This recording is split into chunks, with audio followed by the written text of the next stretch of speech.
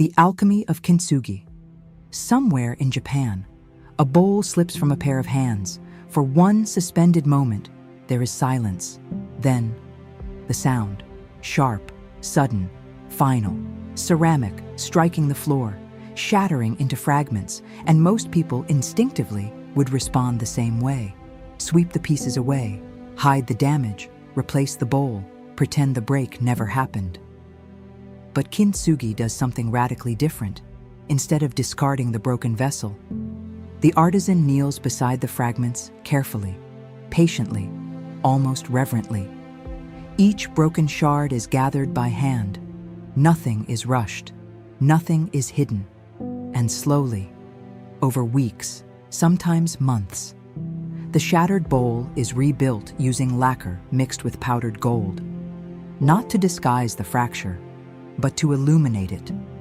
The cracks are not erased, they are honored, made visible, transformed into part of the object's history.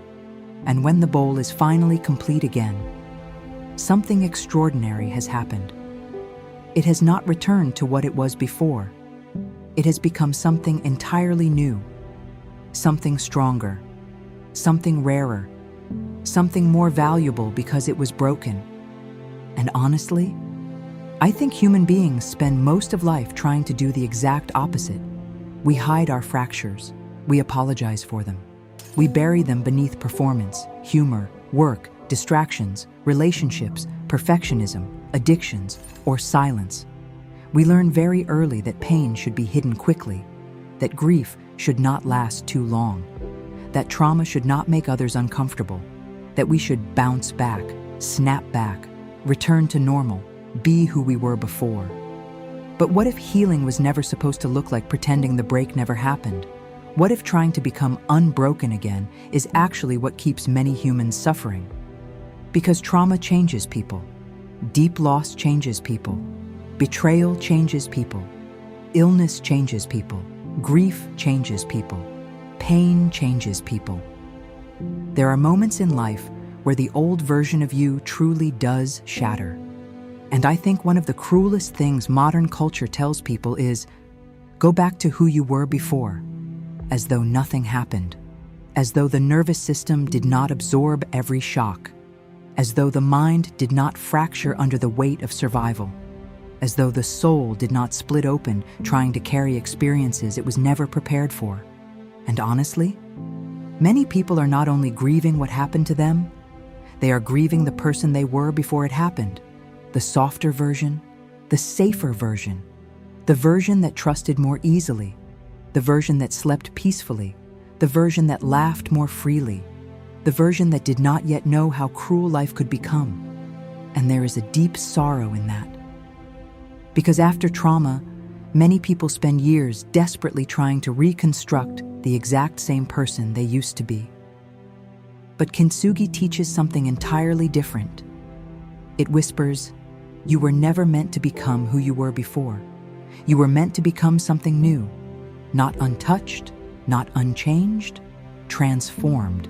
And that is a very different way of understanding healing. Because healing is not pretending the cracks do not exist.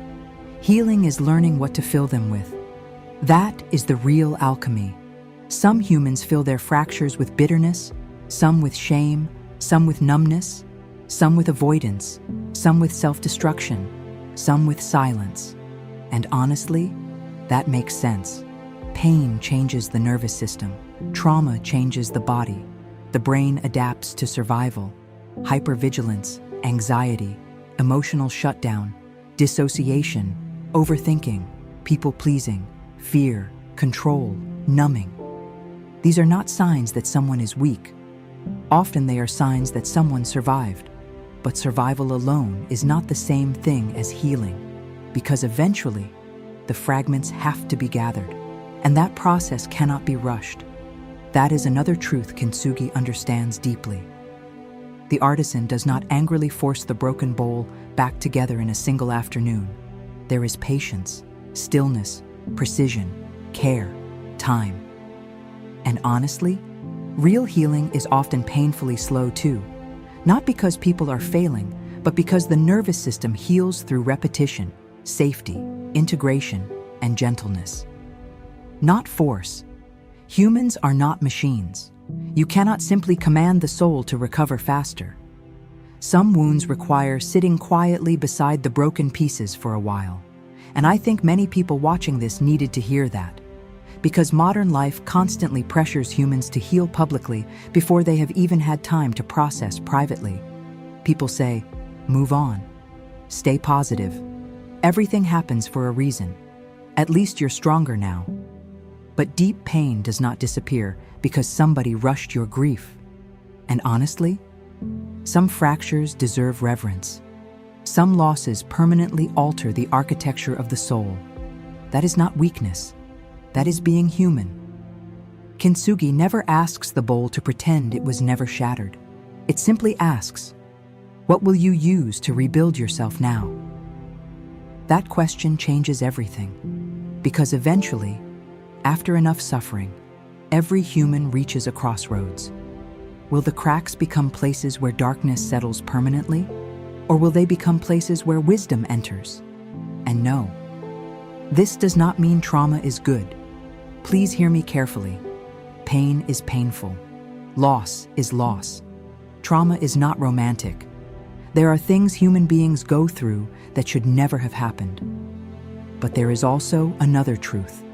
Some people emerge from suffering with deeper empathy, deeper consciousness, deeper gratitude, deeper softness, deeper awareness of what truly matters. Not because trauma was a gift, but because they consciously transformed what happened to them instead of allowing it to poison them completely. That is alchemy, not the denial of pain, the transformation of it. And honestly, some of the kindest humans you will ever meet are people who survived things that could have made them cruel. Please really hear, some people were shattered and still chose softness, still chose compassion, still chose gentleness, still chose love. That is extraordinary. And maybe that is where the gold begins, not in perfection, not in pretending, but in the quiet decision. I will not allow suffering to remove my humanity. That is sacred work. And yes, there are days during healing where humans feel like scattered fragments. Memories everywhere, identity everywhere, pain everywhere. No shape, no certainty, no clear understanding of who they even are anymore. And honestly, that stage deserves compassion too, because before Kintsugi becomes beautiful, there is first the breaking, and after the breaking, there is the gathering, the slow collection of scattered pieces. That is where many people are right now, gathering themselves, trying to remember who they are underneath exhaustion, grief, survival, heartbreak, illness, trauma, anxiety, disappointment, or loss. And if that is you, please know this gently. You are not failing because you are healing slowly. The artisan does not scream at the bowl for taking time to rebuild. So perhaps humans should stop screaming at themselves too. Because healing is not linear. Some days the cracks ache again. Some days old grief returns unexpectedly. Some days the nervous system becomes frightened all over again. Some days people miss the version of themselves that existed before life shattered them open. That is all part of being human. But slowly, through awareness, through boundaries, through compassion, through nervous system healing, through rest, through understanding, through support, through truth, through time, something begins happening. The gold starts forming, one shard at a time. And the gold is not external success, not status, not performance. The gold is wisdom, self-awareness, resilience, depth, empathy, discernment, self-respect, presence, compassion, and the quiet strength that only comes from surviving yourself. That is real gold. And perhaps one of the biggest shifts healing asks from people is this. Stop wishing for the before version of yourself. That person is gone, not in a tragic way, in a transformative way. Because trauma alters the nervous system permanently. The body remembers, the mind adapts, life changes us. And trying to squeeze yourself back into the exact identity you had before suffering often creates even more pain. Kintsugi does not attempt to erase the fracture line. It builds around it, works with it, honors it. That is healing, not returning backward, but rebuilding forward, one step at a time. And yes, that process requires tremendous self-compassion. Because if shame becomes the thing filling the cracks, humans remain fractured internally, no matter how functional they appear externally. Some people look fine while silently bleeding inside. That is not healing. That is survival in disguise. Real healing asks, what are you pouring into your fractures? Bitterness or understanding? Self-hatred or compassion? Numbing or truth? Because the gold in Kintsugi is symbolic too. It represents intentional repair, conscious reconstruction, a decision to rebuild with care instead of contempt. And honestly, many humans speak to themselves with more cruelty than they would ever direct toward another person, especially after trauma, especially after mistakes, especially after life changes them. But maybe healing begins the moment a human being finally says, I deserve gentleness too. That matters deeply, because people who survive difficult lives often become extremely hard on themselves, as though suffering should have made them stronger instantly, as though they should not still hurt, as though they should not still carry fear, grief, sensitivity, or exhaustion. But the cracks are not proof you failed. They are proof you lived. And perhaps the most beautiful thing about Kintsugi is this. The repaired bowl is often considered more valuable after breaking, not less. Think about that. Its history became part of its beauty. Its fractures became part of its identity. And maybe humans are not so different. Maybe some souls become more beautiful after surviving life honestly. Not because suffering itself is beautiful, but because authenticity is, because wisdom is, because depth is, because there is something profoundly moving about humans who were shattered and still chose to rebuild. And perhaps some of the most powerful people in the world are not the untouched ones. They are the ones who survived. Perhaps they are the people who know exactly what darkness feels like, yet still choose light consciously. That is strength, real strength, not pretending nothing hurts, but carrying pain without allowing it to become your entire identity. And honestly, I think many people hide their scars because they fear they make them less lovable, less worthy, less valuable. But Kintsugi teaches the opposite. The scar is not the shame. The scar is the story. And stories matter.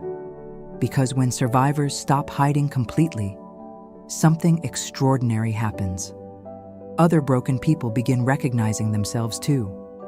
A human being who owns their healing honestly becomes a lighthouse for others, still sitting among shattered pieces.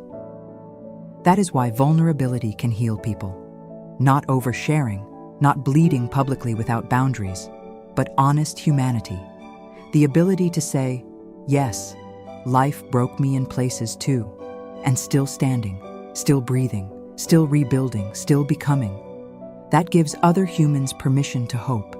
And maybe that is the real beauty of Kintsugi, not the gold itself, but the refusal to discard what was damaged, the decision to say, this still has worth. Please hear that carefully. You still have worth, even after heartbreak, even after trauma, even after mistakes, even after loss, even after grief changed you, even after anxiety, even after survival. Even after all the ways life fractured your spirit temporarily. You are not ruined. You are being redefined.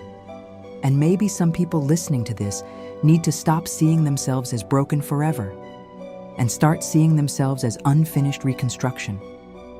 Because healing is not becoming untouched again. Healing is becoming integrated, conscious, whole in a new way. And perhaps one day, the very cracks you once tried desperately to hide will become the places where your wisdom shines through most clearly. So if you are in a season of rebuilding right now, Please be patient with yourself. Gather your fragments gently. Rest when you need to. Stop demanding perfection from a nervous system that has been through war. And remember this: some souls are not destroyed by life. Some souls are forged by it, not hardened into cruelty, but refined into depth. And maybe, just maybe, your scars are not proof that you are ruined. Maybe they are the exact places where your gold is beginning to form. If this episode resonated with you, I would genuinely love to know, what is one life experience that changed you deeply, but ultimately taught you something meaningful about yourself? Leave it below if you feel called. And if you know someone quietly trying to rebuild themselves after life shattered them open, maybe send this to them. And if you'd like to join us for more conversations like this, feel free to gently tap the subscribe button and join us. As always, this has been Valkyrie. Thanks for stopping by. Until next time, be kind to yourself and others. Lanterns up, people.